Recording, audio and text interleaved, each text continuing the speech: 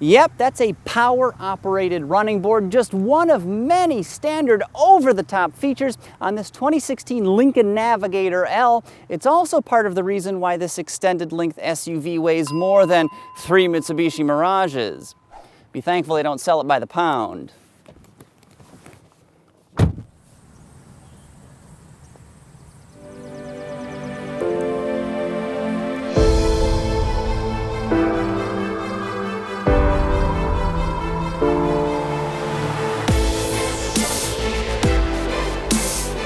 But a curb weight that can be measured in tons is not the only traditional aspect of this road-going palace. See, it features body-on-frame construction, has a massive amount of cargo space, and can even comfortably accommodate 8 adults. Imposing, spacious, and outdated sum it up nicely.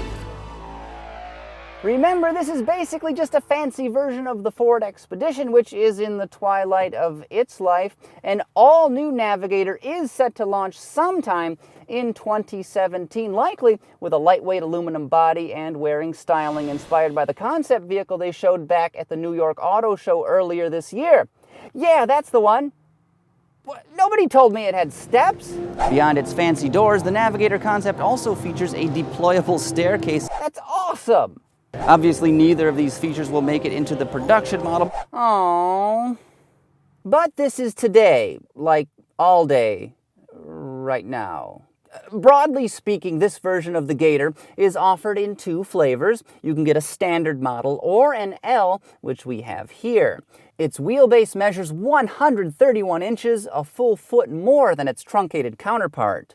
This provides huge amounts of cargo space, more than 128 cubic feet behind the front seats, with enough length to accommodate 8-foot-long items.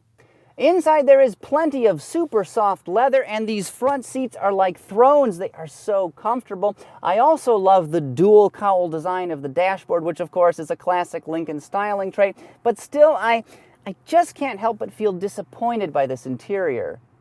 It just feels so antiquated. The switchgear is leftover Ford stuff from years ago. There's a giant slab of tacky plastic on the center stack, and then there's the build quality. Several ill-fitting pieces can be found right on the dashboard, from the passenger side airbag cover to the leather surrounding the headlamp switch. Plus, many of its exterior panel gaps are inconsistent. This vehicle does not give you the impression of fastidious craftsmanship. For instance, the Cadillac Escalade's interior and overall feel are far more premium, but hey, at least we've got Sync 3, which is easy to use and blazingly fast. Also betraying the Navigator's age is a complete lack of driver assistance technology. There's no adaptive cruise control, steering assist, or automatic emergency braking, all things you can get in, I don't know, a Honda Civic, for instance, so I guess I'd better pay extra close attention. Whoa! Whew, didn't hit him. Didn't hit him. Doesn't count, didn't hit him. That may be bad news, but this vehicle's powertrain is certainly not. Its 3.5-liter EcoBoost V6 offers 380 horses and 460 pound-feet of torque. A mostly well-behaved 6-speed automatic transmission is the sole gearbox available. This engine gives the Navi serious accelerative prowess, moving it with authority at all speeds. Yet even when you're going full bore, this interior remains whisper quiet, with nary any wind or tire noise penetrating its NVH defenses. For extra choice, 2- and 4-wheel drive is offered. Naturally, we've got the latter here, which provides extra capability at the expense of efficiency.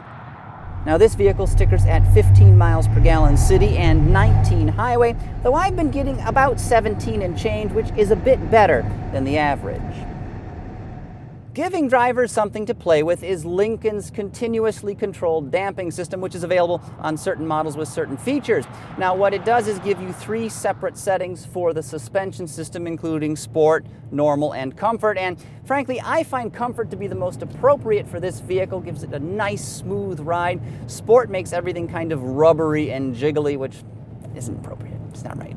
No. At 6,300 pounds, the Navi's steering is decidedly nautical. Its tiller is light to the touch and devoid of any feel. At least the ratio is quick enough to keep it from wandering like a derelict freighter.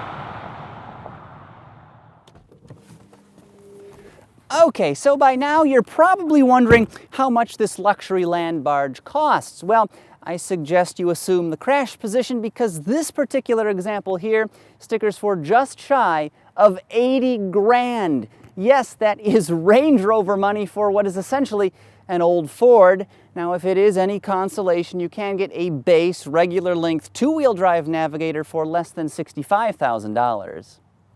So what have we learned? Well, the Navigator's cushy seats, impressive performance, quiet interior, and generous cargo capacity are all admirable attributes. However, its slapdash assembly, ancient switchgear, and lack of technology are unacceptable in a vehicle with a price tag this high. So the Gator here clearly has its pluses and a few downsides, but what I'm most interested in is the new model that's scheduled to come out next year. It promises to be lighter and offer way more style and technology. So if you are in the market for a full-size American luxury SUV, I suggest holding off on this one until 2017. And before you go, make sure you subscribe to our YouTube channel for more curbed and other great vehicle reviews from the rest of the AutoGuide.com staff. You know, those people. I find sport to make the ride a little bit too stiff and jiggly.